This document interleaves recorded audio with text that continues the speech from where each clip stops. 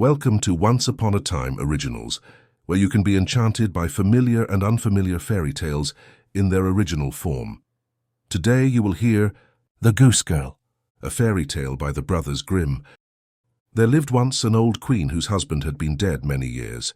She had a beautiful daughter, who was promised in marriage to a king's son living a great way off. When the time appointed for the wedding drew near, and the old queen had to send her daughter into the foreign land, she got together many costly things, furniture and cups and jewels and adornments, both of gold and silver, everything proper for the dowry of a royal princess, for she loved her daughter dearly. She gave her also a waiting gentlewoman to attend her, and to give her into the bridegroom's hands, and they were each to have a horse for the journey.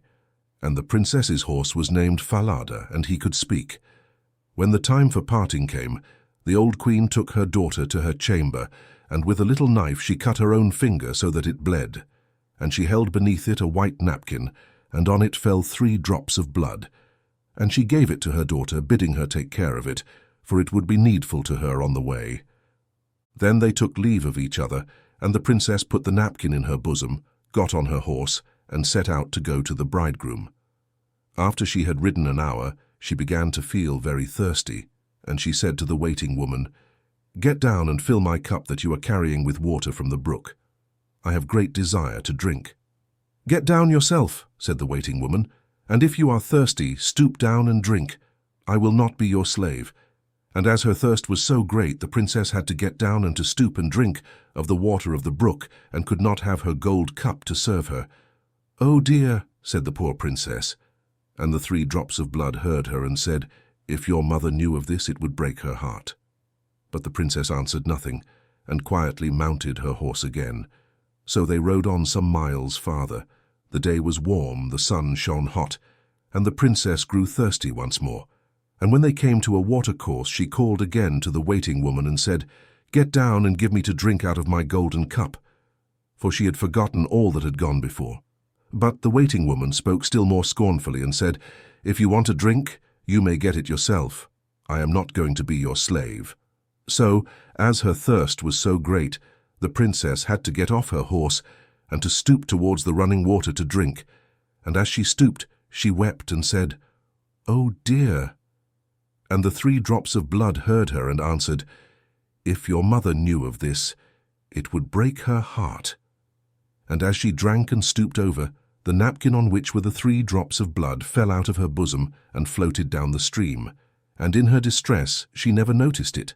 Not so the waiting woman, who rejoiced because she should have power over the bride, who now that she had lost the 3 drops of blood, had become weak and unable to defend herself. And when she was going to mount her horse again, the waiting woman cried, "Falada belongs to me, and this jade to you." And the princess had to give way and let it be as she said. Then the waiting woman ordered the princess with many hard words to take off her rich clothing and to put on her plain garments. And then she made her swear to say nothing of the matter when they came to the royal court, threatening to take her life if she refused.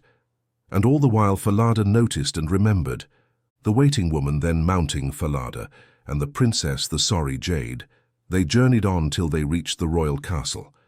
There was great joy at their coming, and the king's son hastened to meet them and lifted the waiting woman from her horse, thinking she was his bride. And then he led her up the stairs, while the real princess had to remain below. But the old king, who was looking out of the window, saw her standing in the yard, and noticed how delicate and gentle and beautiful she was.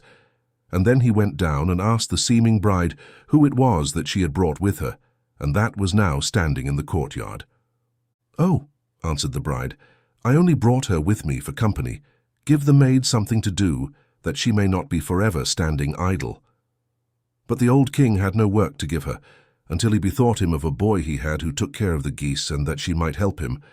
And so the real princess was sent to keep geese with the goose boy, who was called Conrad. Soon after, the false bride said to the prince, "Dearest husband, I pray thee do me a pleasure." "With all my heart," answered he. "Then," said she, "send for the knacker, that he may carry off the horse I came here upon, and make away with him. He was very troublesome to me on the journey." For she was afraid that the horse might tell how she had behaved to the princess. And when the order had been given that Falada should die, it came to the princess's ears, and she came to the knacker's man secretly, and promised him a piece of gold if he would do her a service. There was in the town a great dark gateway through which she had to pass morning and evening with her geese, and she asked the man to take Falada's head and to nail it on the gate that she might always see it as she passed by. And the man promised, and he took Falada's head and nailed it fast in the dark gateway. Early next morning, as she and Conrad drove their geese through the gate, she said as she went by, "O Falada, dost thou hang there?" And the head answered, "Princess, dost thou so meanly fare? But if thy mother knew thy pain, her heart would surely break in twain." But she went on through the town, driving her geese to the field. And when they came into the meadows, she sat down and undid her hair, which was all of gold. And when Conrad saw how it glistened, he wanted to pull out a few hairs for himself. And she said, "O wind, blow Conrad's hat away, make him run after as it flies, while I with my gold hair will play and twist it up, in seemly wise." Then there came a wind strong enough to blow Conrad's hat far away over the fields, and he had to run after it. And by the time he came back, she had put up her hair with combs and pins, and he could not get at any to pull it out. And he was sulky and would not speak to her. So they looked after the geese until the evening came, and then they went home. The next morning, as they passed under the dark gateway, the princess said, "O Falada, dost thou hang there?" And Falada answered, "Princess, dost thou so meanly fare? But if thy mother knew thy pain, her heart would surely break in twain." And when they reached the fields, she sat down and began to comb out her hair. Then Conrad came up and wanted to seize upon some of it, and she cried, "O wind, blow Conrad's hat away and make him run after as it flies, while I with my gold hair will play and do it up in seemly wise." Then the wind came and blew Conrad's hat very far away so that he had to run after it, and when he came back again, her hair was put up again so that he could pull none of it out. And they tended the geese until the evening. And after they had got home, Conrad went to the old king and said, "I will tend the geese no longer with that girl." "Why not?" asked the old king. "Because she vexes me the whole day long," answered Conrad. Then the old king ordered him to tell how it was. "Every morning," said Conrad, "as we pass under the dark gateway with the geese, there is an old horse's head hanging on the wall, and she says to it, 'O Falada, dost thou hang there?' And the head answers, 'Princess, dost thou so meanly fare? But if thy mother knew thy pain, her heart would surely break in twain.'" And besides this, Conrad related all that happened in the fields, and how he was obliged to run after his hat. The old king told him to go to drive the geese next morning as usual, and he himself went behind the gate and listened how the maiden spoke to Falada. And then he followed them into the fields, and hid himself behind a bush. And he watched the goose boy and the goose girl tend the geese, and after a while he saw the girl make her hair all loose, and how it gleamed and shone. Soon she said, "O wind, blow Conrad's hat away, and make him follow as it flies, while I with my gold hair will play and bind it up, in seemly wise." Then there came a gust of wind, and away went Conrad's hat, and he after it, while the maiden combed and bound up her hair, and the old king saw all that went on. At last he went unnoticed away, and when the goose girl came back in the evening, he sent for her, and asked the reason of her doing all this.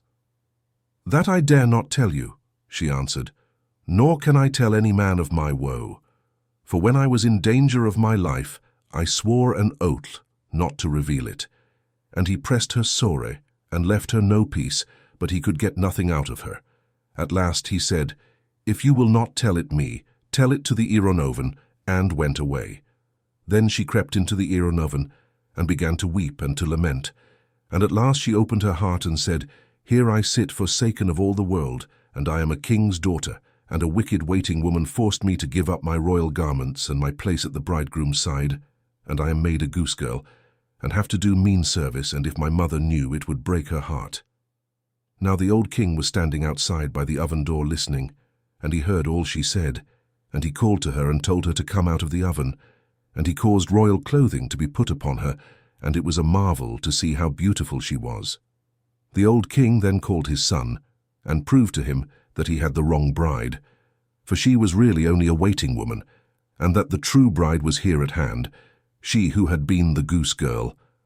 The prince was glad at heart when he saw her beauty and gentleness, and a great feast was made ready, and all the court people and good friends were bidden to it. The bridegroom sat in the midst with the princess on one side and the waiting woman on the other, and the false bride did not know the true one, because she was dazzled with her glittering braveries.